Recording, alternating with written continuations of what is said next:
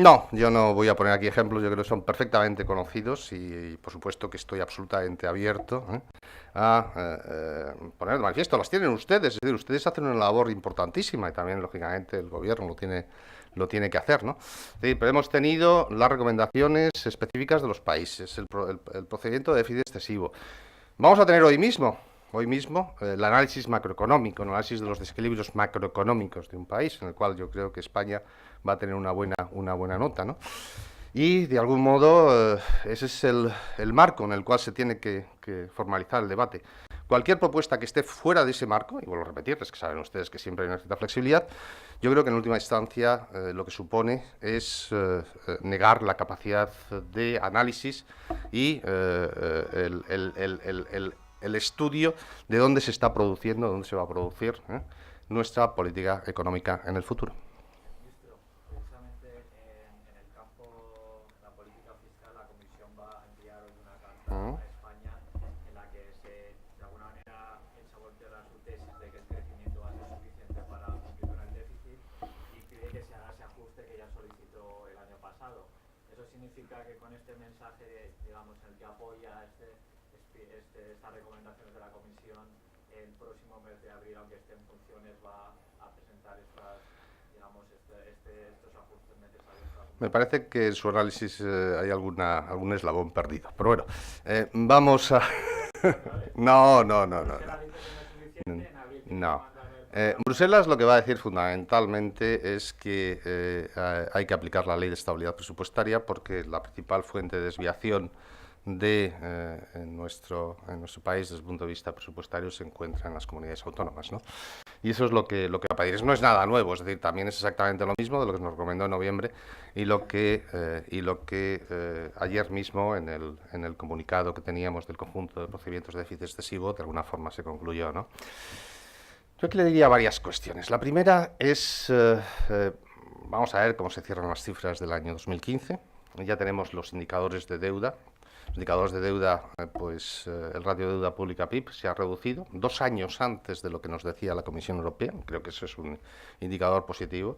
Creo que además eso los mercados lo valoran mucho, ¿no?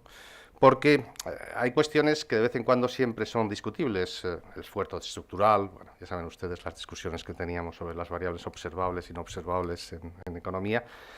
Pero hay una que no engaña, es decir, es el ratio deuda pública PIB, ese no engaña. Ya tenemos la valoración o el importe de la deuda pública en circulación que indicó el Banco de España, tenemos una estimación ya muy aproximada del PIB nominal del año 2015 y, por lo tanto, lo que se ve es que el ratio de deuda pública PIB, por primera vez desde el inicio de la crisis, se ha reducido en España. Y la Comisión Europea decía, que se iba a alcanzar el máximo más tarde y en un nivel más elevado de lo que ha ocurrido en nuestro país, ¿no? Y por lo tanto eso es una indicación clara del esfuerzo que se ha realizado desde el punto de vista de la consolidación fiscal y del crecimiento económico. Yo siempre les hago incidencia en la combinación del crecimiento económico con el déficit público. En el año 2015 España tenía unas necesidades netas de financiación en un primer momento, y aquí está la secretaria del Tesoro que me puedo corregir, de cerca de 56.000 millones de euros. Y al final únicamente emitimos 48.000 millones de euros. Eso no tiene trampa ni cartón, eso es la realidad. Eso es lo que se ha utilizado fundamentalmente para cubrir el déficit público y es menos de lo que teníamos proyectado, ¿no? Es menos de lo que teníamos proyectado. Y después tuvimos crecimiento económico, ¿no? Y el crecimiento económico pues también ayuda, ¿no? Por lo tanto, esta es una combinación de factores. Aquí no hay una receta única. Yo siempre os lo digo, la política fiscal es un instrumento de política económica que está puesto al servicio de una finalidad, que es el crecimiento económico y la generación de empleo. La política fiscal no es en sí mismo una finalidad.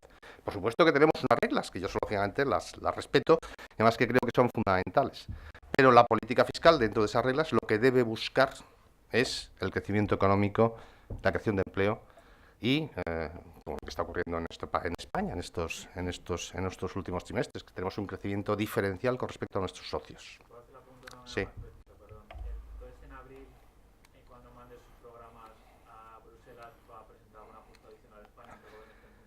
Lo que va a hacer el gobierno, lógicamente el gobierno puede hacer lo que puede hacer como gobierno en funciones y no creo que Bruselas le pida más allá, ¿no?, de lo que efectivamente un gobierno puede hacer como gobierno en funciones, ¿no? Y entonces esa va a ser la realidad. Pero les vuelvo a repetir, es decir, vamos a ver cómo cierra el año 2015, Vamos a ver la tasa de crecimiento. El factor fundamental para cumplir con el objetivo de déficit fiscal es el crecimiento económico, y no solamente para cumplir con el objetivo de déficit fiscal, sino porque nosotros necesitamos mucho crecimiento económico. Y eso es lo que necesita de verdad España. Sí, ministro. Al hilo de este discurso de respetar lo que dice Bruselas, ¿tu gobierno en funciones puede aplicar la ley de estabilidad presupuestaria? ¿Qué le va a pedir en esta carta? ¿Van a aplicarla? Bueno, lógicamente la ley de estabilidad presupuestaria es una ley que está en vigor, y el gobierno puede hacer cosas. Lo que no puede hacer un gobierno en funciones es tomar medidas adicionales, pero lógicamente la implementación de las medidas ya y de las leyes ya vigentes se puede hacer, por supuesto, cuando tengamos todos los datos.